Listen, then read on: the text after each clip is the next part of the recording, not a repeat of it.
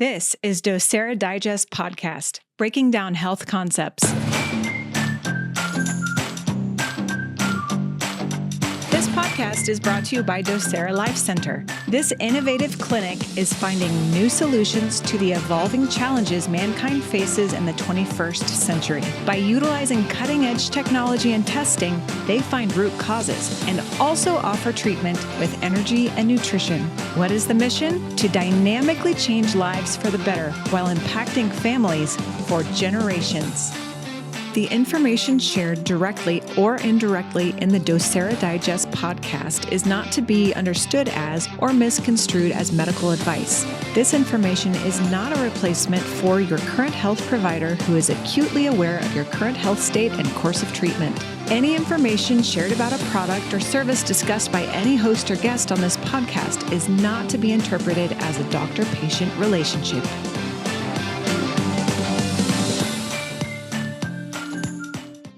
In the last video, we talked about what happens when the demolition crew of mold moves inside your home. But what happens when it doesn't stop there? What happens when mold moves inside of you? This is where things get confusing because the signs don't look connected. A headache here, fatigue there, brain fog one day, digestive problems the next. It feels random and even chaotic. And that's what makes mold illness so frustrating. It doesn't look like one clean diagnosis. It looks like a handful of puzzle pieces that don't seem to fit together until you realize they all trace back to the same source. You don't see the demolition crew working, but you can feel the damage. You can feel your health, your energy, and even your clarity slipping away piece by piece like something inside you is quietly tearing things down. Does that already sound like your story? Well, how about this? You wake up groggy even after 8 hours of sleep. Your head feels hazy, like someone dimmed the lights inside. You try to focus, but your thoughts slip away. Your stomach twists after meals that used to sit fine. Your joints ache, sometimes your heart races, and maybe you even feel anxious or irritable for no reason. Those random disconnected symptoms, they're not really random at all. They're the fingerprints of mold and mycotoxins when they move from your environment into your body, turning your systems against each other and leaving you feeling exhausted, inflamed, and confused. If that's where you are, I want you to know that there's a reason for what you're feeling. There's a pattern beneath the chaos. And when you understand how mold affects your body, system by system, answers start falling into place. If you're new here, my name is Dr. Caleb. I'm a chiropractor and holistic healthcare provider, and I've seen many patients who've lived this story. They've been dismissed, misdiagnosed, and told that what they're feeling is in their head. They've gone through test after test with no real answers and done treatment after treatment with no real relief. Often, I've discovered that a stealth infection, like mold, was the hidden demolition crew behind it all. I've had to fight through it in my own life too, so I know firsthand what it feels like when your body turns into a battleground. When mold starts working inside of you, often the first symptom you notice is fatigue, that deep, unshakable exhaustion that sleep doesn't fix. Unfortunately, it's also one of the least specific symptoms because fatigue is involved in a wide variety of illnesses. It's still important to pay attention to, though, because it involves a core system that your body needs to function properly, your mitochondria and how they generate energy. Now, mitochondria are like tiny power plants inside of every cell that take certain nutrients from metabolized food and convert them into energy in the form of adenosine triphosphate, known more simply as ATP. Now, this process is called oxidative phosphorylation, and it provides approximately 90% of the body's energy. So if you are struggling with fatigue, especially when it is deep and chronic, you can be sure that there is an issue with mitochondrial energy. Now, they're not just any kind of power plant. They're more like hydroelectric dams that use the flow of water to turn turbines and generate electricity. In a similar way, your mitochondria rely on the flow of hydrogen and oxygen molecules through their membranes to drive those turbines. That flow, that movement, is what powers life at the cellular level.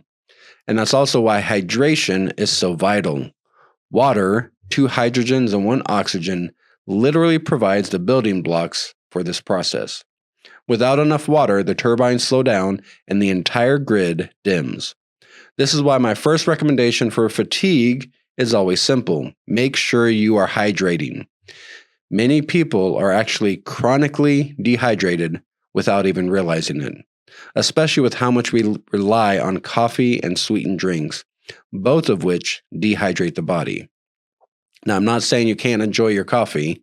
I certainly do, but try to balance it out by drinking 2 cups of water for every 1 cup of coffee. Because if the turbines don't have enough water to move, the whole system slows down. And this is even worse when mold and mycotoxins enter the scene because they jam up those turbines. Mycotoxins like ochratoxin A and trichothecenes generate oxidative stress that strips away protective fats from the mitochondrial membranes. Others block critical enzymes inside the mitochondria, halting ATP production mid-cycle. The result? You have less energy, more inflammation, and more oxidative damage. Your body starts running on emergency power using stress hormones like cortisol and adrenaline just to make it through the day. Still, you feel heavy, foggy, and drained. That's not laziness, that's cellular power loss, the demolition crew cutting your main line. Now let's continue with the city analogy. If your mitochondria are the power plants keeping the city running, your nervous system is the digital network, the fiber optic grid that keeps every department connected. Every thought, heartbeat, breath, and muscle movement depends on those electrical signals moving from headquarters, your brain, out to the rest of the body and back again. It's instant, it's precise, and it's what lets your body respond in milliseconds to everything around you. But when mold toxins enter the body, it's like static flooding the network. Data packets get lost, circuits glitch, and messages arrive late or not at all. You feel it as brain fog, where thoughts slip like water through your fingers. You can't focus, your memory blanks, and your balance feels off. You may feel anxious, jittery, or even overstimulated, like there's too much input and not enough bandwidth to process it. And when you finally sleep, it's light and broken. The system never really powers down completely. So here's why that happens. Mold toxins, like trichothecenes and ochratoxin A, trigger neuroinflammation. They activate microglial cells, the brain's immune defense team, which should turn on briefly, clean up debris, and shut back down. But under mold exposure, they stay stuck in defense mode, releasing inflammatory chemicals that damage neurons and slow communication speed. That's why it feels like your brain has poor signal. The wiring is intact, but the lines are noisy and congested. Even the vagus nerve, the main communication cable between your brain and organs, becomes inflamed. When that happens, messages that control digestion, breathing, and relaxation can't get through. Your body gets stuck in fight or flight. You can't relax, you can't digest, and you can't recharge because the command never reaches its target. So the goal of recovery isn't just to kill the static, it's to restore connection. Simple things like deep breathing, humming, prayer, and gentle movement can help reset the vagal tone, and they strengthen that main signal line.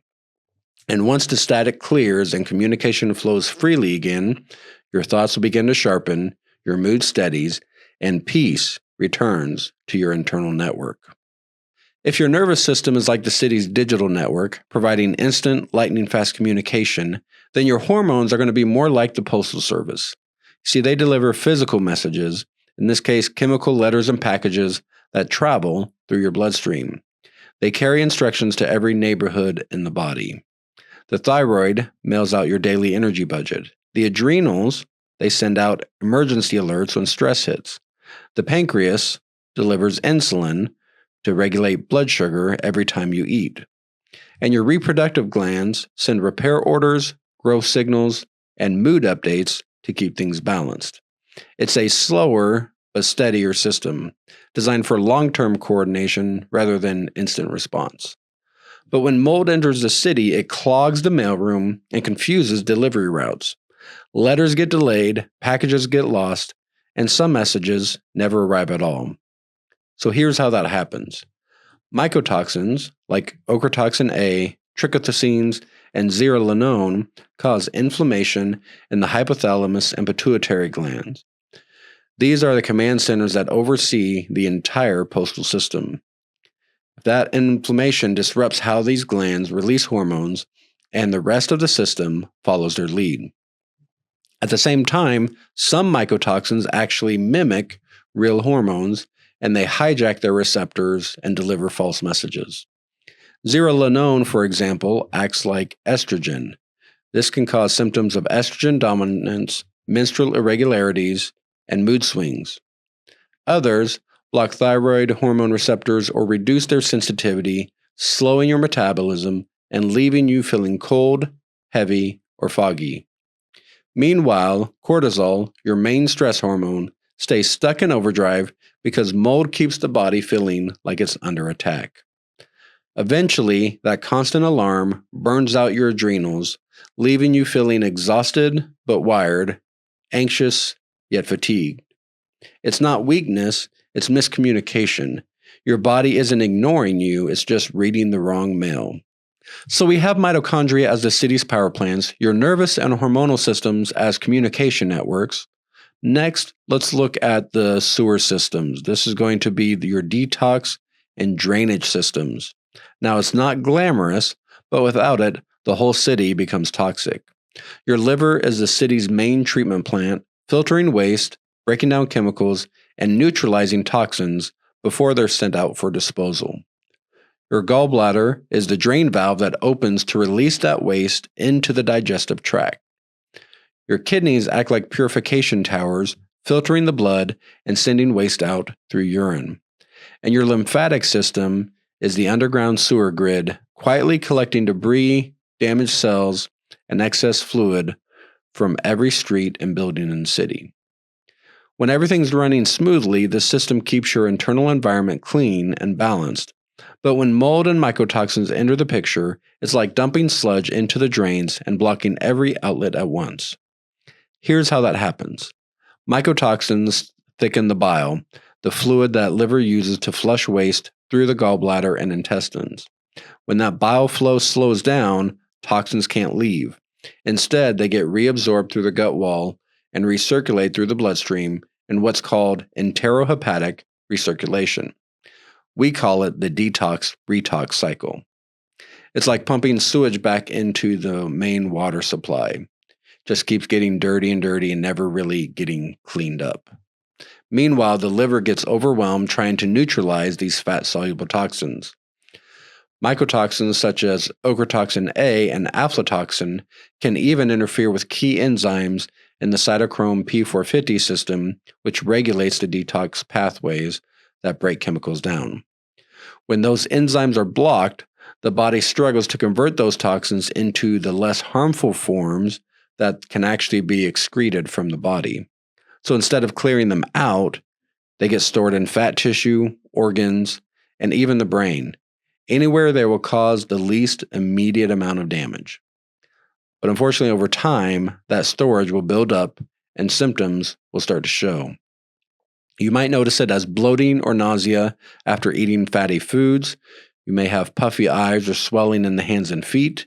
You may notice more breakouts on your skin as your body is trying to push waste and toxins out another way. And you might have brain fog after meals or fatigue that hits after eating. These are all ways that your body is saying the drains are backing up. And here's the mistake many people make. They try to detox the cells and the tissues before they open the drains and making sure that the liver can handle the extra burden. That's like trying to flush every toilet in the city while the sewers are clogged. Eventually, it just floods the streets, turning the whole city into one big biohazard zone.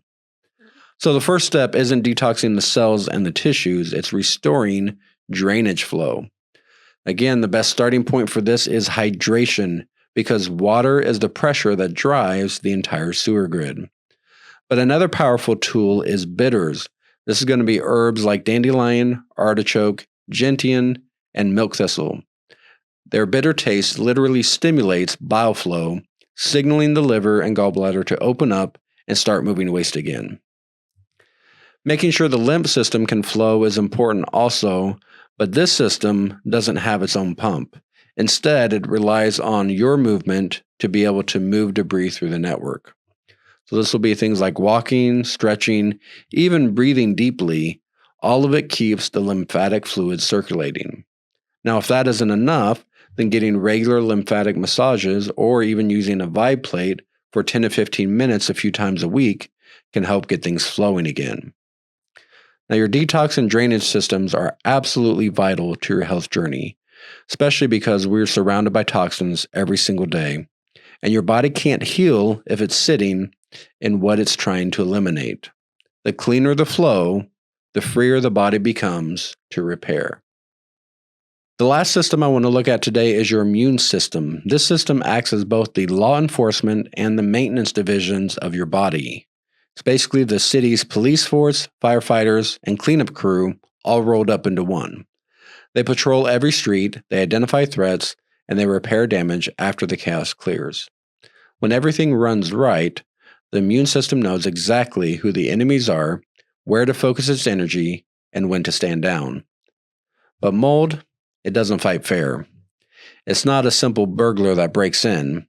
It's a counterfeiter that starts printing fake IDs and rewriting the city's database from the inside out.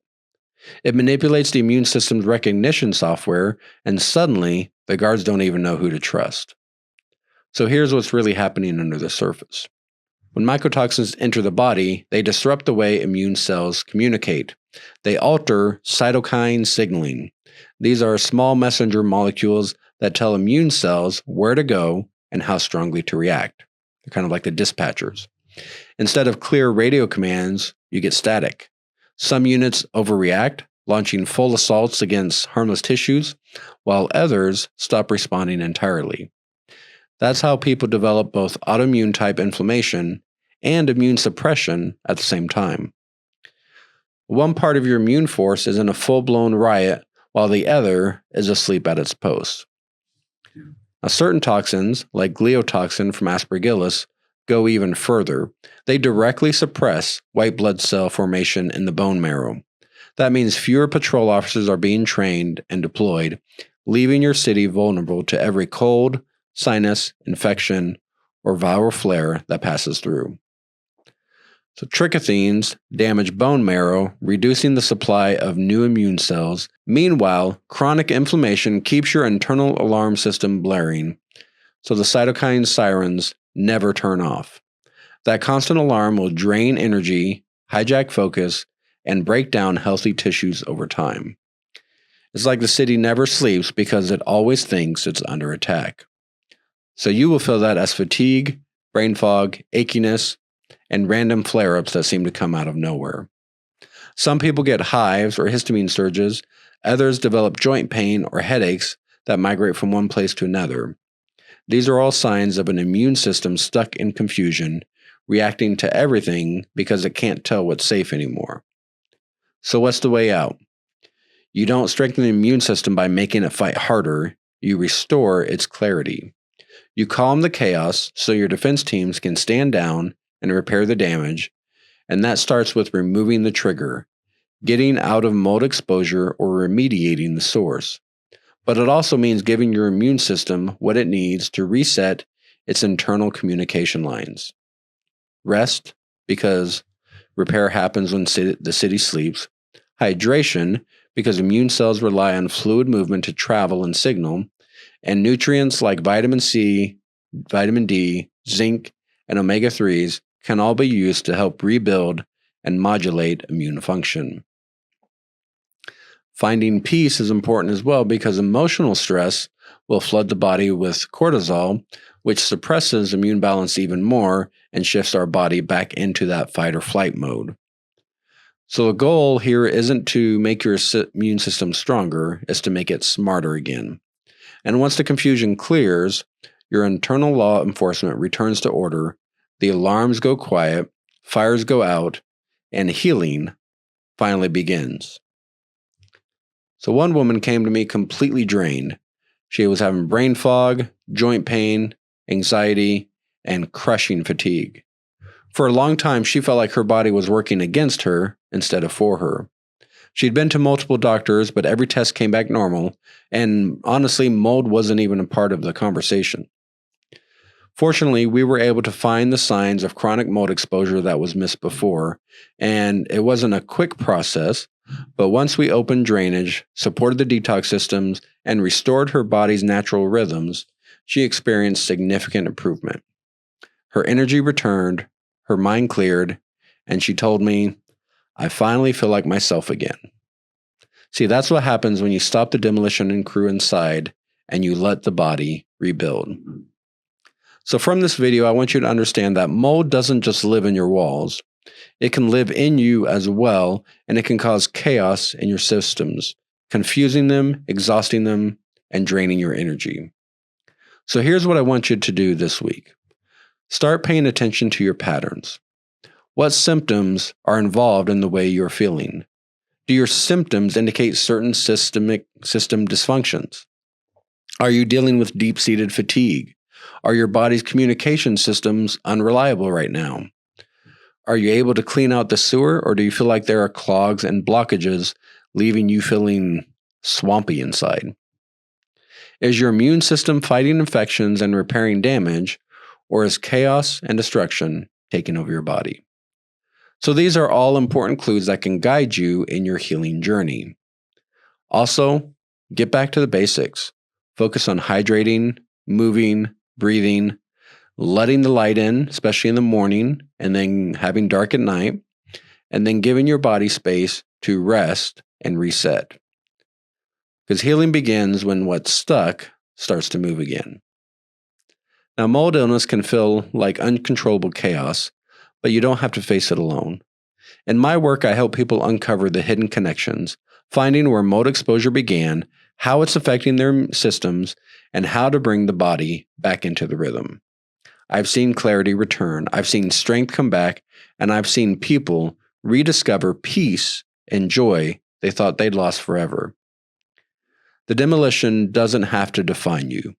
Your body was designed to rebuild, and once you remove what's breaking it down, it absolutely will rebuild and restore.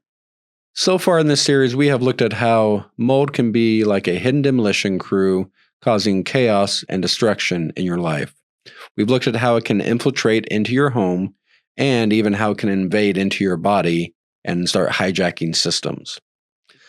In the next episode, we're going to take the fight back to mold. We're going to look at what we can do to actually start to repair and recover and to gain restoration in our life. What we can do to actually recover from mold. And if you want to keep walking this journey with me, make sure to like, subscribe, and turn on notifications. Each episode builds on the last, guiding you from confusion to clarity and from demolition to restoration. Remember, your body was designed to heal. You just have to clear what's standing in the way. I'll see you in the next video. Thank you for listening to the Docere Digest podcast. If you enjoyed this episode, please be sure to subscribe and leave us a review. You can also find all the episodes and show notes over at docerelifecenter.com. While you're on the website, also be sure to check out the blog where you'll find videos and articles to help you proactively rebalance your health.